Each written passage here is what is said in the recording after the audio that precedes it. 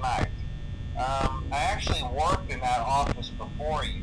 I'm finishing up my last week now, as a matter of fact, so I know it can be a bit overwhelming, but I'm here to tell you there's nothing to worry about. You'll do fine. So let's just focus on getting you through your first week, okay? Let's see. First, there's an introductory greeting from the company that I'm supposed to read. It's kind of a legal thing, you know. Welcome to Freddy Fazbear's Pizza, a magical place for kids and grown-ups alike, where fantasy and fun come to life. Fazbear Entertainment is not responsible for damage to property or person. Upon discovering that damage or death has occurred, a missing person report will be filed within 90 days or as soon as property and premises have been thoroughly cleaned and bleached and the carpets have been replaced. Blah, blah, blah. Now, that might sound bad, I know, but there's really nothing to worry about. The animatronic characters here do get a bit quirky at night, but do I blame them? No. If I were forced to sing those same stupid songs for 20 years and I never got a bath, I'd probably be a bit irritable at night too. So remember, these characters hold a special place in the hearts of children and we need to show them a little respect, right? Okay. So just be aware, the characters do tend to wander a bit.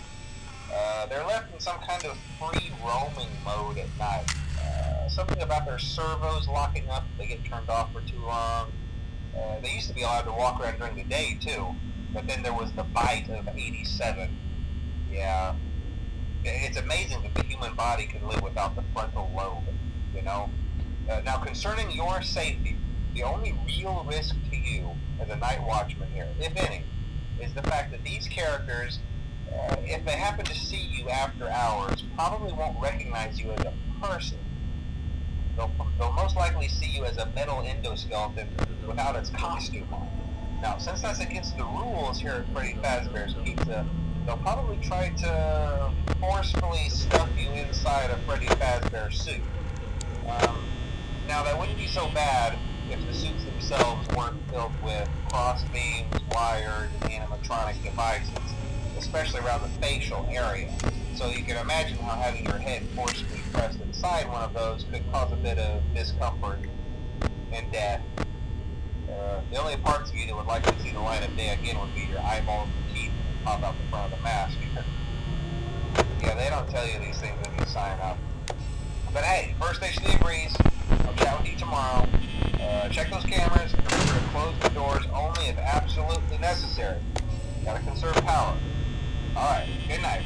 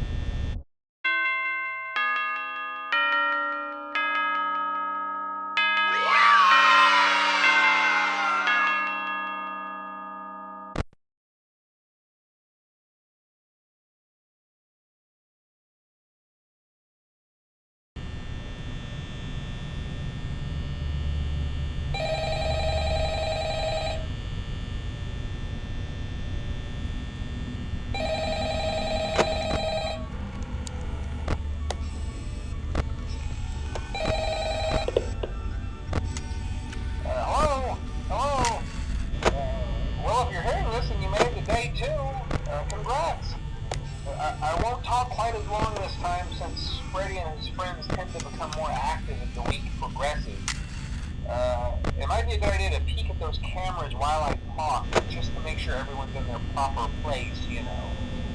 Interestingly enough, Freddy himself doesn't come off stage very often. I've heard he becomes a lot more active in the dark, though, so hey, I guess that's one more reason not to run out of power, right? I also want to emphasize the importance of using your door lights. There are blind spots in your camera views, and those blind spots happen to be right outside your doors. So if you can't find something or someone on your cameras, be sure to check the door light. You might only have a few seconds to react.